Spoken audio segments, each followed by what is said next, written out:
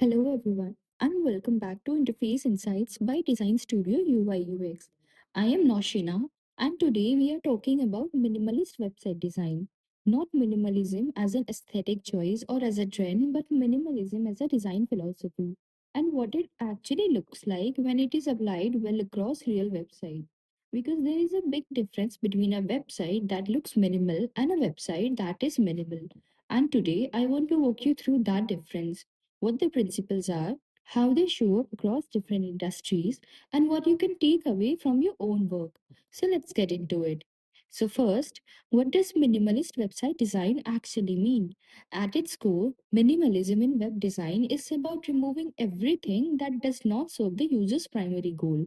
Not just reducing visual clutter, but making deliberate decisions about every single element on the page. If it is not earning its place, it does not belong there.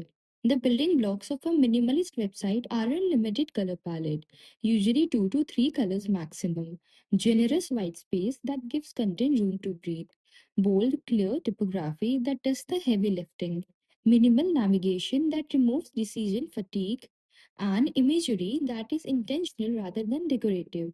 The goal is always the same: reducing cognitive load so the users can focus on what actually matters. Here is why this approach is so effective. The human brain processes visual information in milliseconds.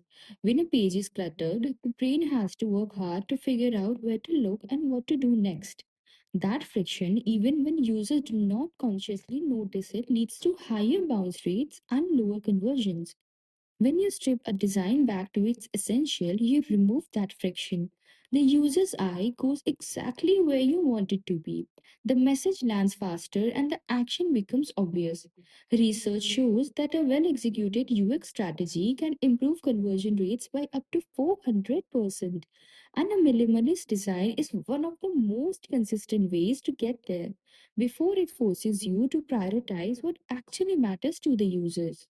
Now, minimalism does not look the same across every industry, and that is one of the most interesting things in minimalism. In portfolio and creative websites, minimalism is about letting the work speak. A clean white background, generous spacing between projects, subtle hover interactions. Nothing competes with the work itself. The design becomes invisible, so the content becomes visible. In e commerce, minimalism serves a very different purpose. It reduces the anxiety of choice. When a product page strips away every distraction, no sidebars, no competing banners, no unnecessary copy, the user's attention stays on the product and on the decisions to buy. Checkout flows benefit from this especially. Every extra field, every extra step is a potential drop off point. In SaaS and technology products, minimalism builds trust. A complex product with a cluttered interface feels difficult to use before the user has even tried it. A clean, well spaced interface signals confidence. It says, "We know what we are doing and we have made this easy for you." In editorial and content led websites, minimalism is about readability, wide line spacing, generous margins, a single strong typeface. The goal is to get the readers into the content and keep them there without anything pulling away their attention. So, what are the actual design decisions that makes minimalism work in practice? White space is the most underestimated tool in the minimalist designer's kit. It is not empty space, it is active space. It separates element, creates hierarchy, and gives the eye a place to rest. When used deliberately, white space is what makes a design feel premium rather than just plain. Typography in minimalist design carries more responsibility than in any other style. When you remove decorative elements, your typeface choices have to do all the visual work. The right font pairing, the right sizing, the right weight. These becomes the personality of the design. Color in minimalism is used with intention, not decoration. A single accent color against a neutral background is far more powerful than five colors fighting for attention. And that accent color needs to earn its place. It should guide the eye towards the most important action on the page. Navigation in a minimalist website should be invisible until it is needed. Hamburger menus, minimal header links, no drop down overloads. The user should never feel lost, but they should also never feel like the navigation is competing with the content. And imagery. When minimalist websites use images, they use them deliberately. One strong hero image rather than a carousel of five. A single product shot with space around it rather than a grid of thumbnails. Every image earns its placement. Just like you know what minimalism is, it is also important to know what minimalism is not. Minimalism is not about making things boring. It is about removing personality or warmth from a design.